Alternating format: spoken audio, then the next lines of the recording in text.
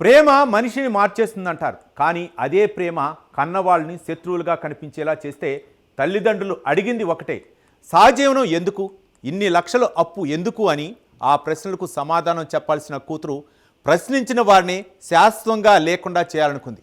ఒక తల్లి, ఒక తండ్రి, ఒక చెల్లెలు ఒకే ఇంట్లో రక్తపు మడుగులో పడి ఉండగా ఆ కుటుంబానికి చెందిన పెద్ద కుమార్తె ఆమె ప్రియుడి కోసం పోలీసులు కాలుస్తున్నారు. ఇది కేవలం ట్రిపుల్ మర్డర్ ఘటన కాదు. ప్రేమ, అహం, అప్పులు, కుటుంబ విభేదాలు కలిసి ఒక కుటుంబాన్ని ఎలా నాశనం చేశాయనే విషాద గాథ. బెంగళూరును ఉలిక్కిపడేలా చేసిన ఈ కేసులో అసలు హంతకులు ఎవరు? హత్యలకు దారితీసిన పరిస్థితులు ఏంటి? ప్రేమ కోసం కుటుంబమే అడ్డుగా మారిందా? అప్పుల వెనుక ఇంకేదైనా రహస్యం దాగి ఉందా? Let's watch.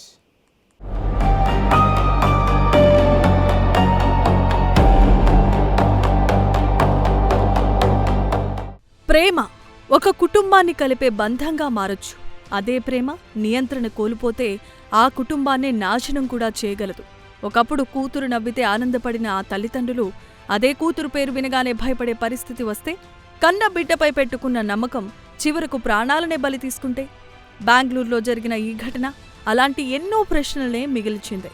సిలికాన్ వ్యాలీగా ప్రపంచానికి తెలిసిన బెంగళూరు ఎన్నో కలలకు చిరునామా. కానీ అదే నగరంలో ఒక అపార్ట్మెంట్లో జరిగిన ఘటన మాత్రం నగరాన్ని ఒక్కసారిగా ఉలిక్కిపడేలా చేసింది. ఒకే కుటుంబానికి చెందిన 3 సభ్యులు దారుణంగా హత్యకు గురవటం, ఆ కేసులో ప్రధాన అనుమానితురాలిగా స్వయాన పెద్ద కుమార్తె పేరు బయటకు రావటం సంచలనంగా మారింది. ప్రేమ, అప్పులు, కుటుంబ కలహాలు, ఈ 3 అంశాలు ఒకదానితో ఒకటి ముడిపడి చివరకు విషాదానికి దారితీశాయి.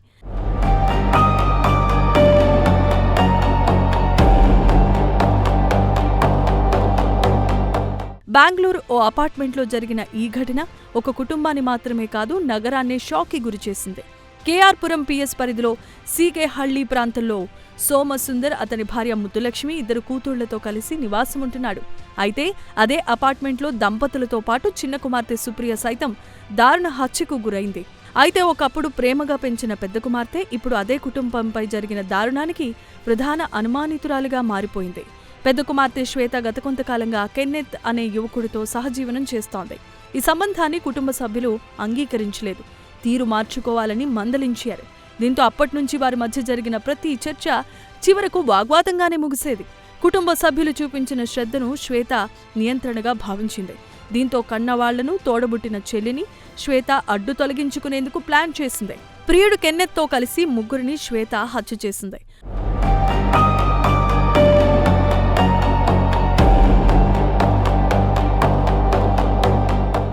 కుటుంబం హత్య వెనుక ప్రేమ వ్యవహారం మాత్రమే లేదు, అప్పుల వ్యవహారం కూడా ఉన్నట్లు తెలుస్తోంది. శ్వేత దాదాపు 30 లక్షల వరకు అప్పులు చేసింది. ఈ అప్పుల గురించి శ్వేతను ప్రశ్నించడంతో కుటుంబంలో ఉద్రిక్తతలు మరింతగా పెరిగాయి. తల్లిదండ్రుల ఆందోళన ఒకవైపు, తనపై అనుమానాలు పెరుగుతున్నాయనే భావన మరోవైపు. ఈ రెండూ కలగలిపి శ్వేత మనసులో ఆవేశాన్ని పెంచాయి. ఘటన జరిగిన రోజు ఆ అపార్ట్మెంట్లో సాధారణంగా కనిపించిన నిశ్శబ్దం వెనుక భయంకరమైన కుట్ర దాగుందని ఎవరూ ఊహించలేదు. ఇంట్లో తల్లి ఒక్కటే ఉన్న సమయంలో శ్వేత అక్కడికొచ్చింది. మొదట మాటలతో మొదలైన వివాదం క్షణాల్లో హింసాత్మకంగా మారిపోయింది. ప్రియుడు కెన్నెత్తో కలిసి శ్వేత తన తల్లిని కత్తితో పొడిచి ప్రాణాలు తీసింది. ఆ తర్వాత ఇంటికొచ్చిన చెల్లి సుప్రియను కూడా శ్వేత హత్య చేసింది.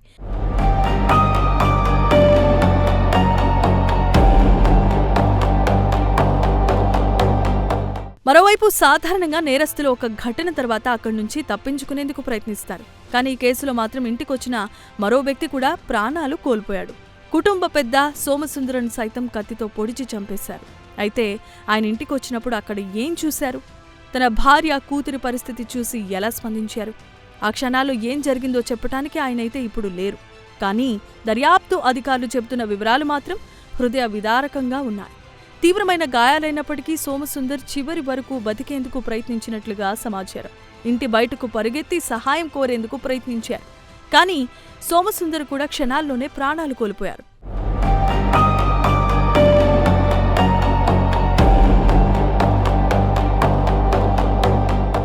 అయితే ఈ కేసులో ఇంకా అనేక ప్రశ్నలకు సమాధానాలు దొరకాల్సిందే.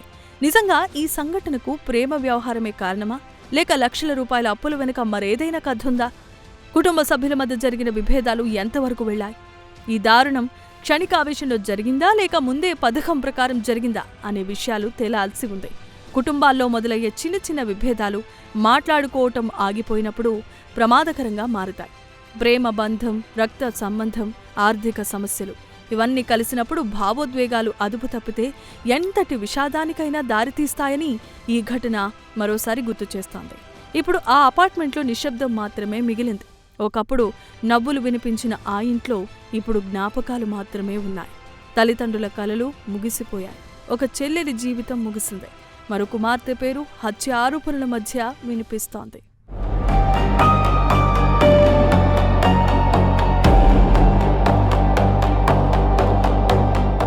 కూతుళ్ల భవిష్యత్తు కోసం కళ్ళ కన్న తల్లిదండ్రులు చివరకు జ్ఞాపకాలుగా మిగిలిపోయారు. అక్కా చెల్లెల అనుబంధం రక్తపు మరకల మధ్య ముగిసిపోయింది. ప్రేమ, అప్పులు, కుటుంబ విభేదాలు ఈ మూడింట్లో అసలు కారణం ఏదైనా కావచ్చు. కానీ ఒక విషయం మాత్రం స్పష్టం. కోపం, ఆవేశం, మొండితనం కలిసి వస్తే క్షణాల్లో జీవితాలనే కాదు కుటుంబాలను నాశనం చేస్తాయి.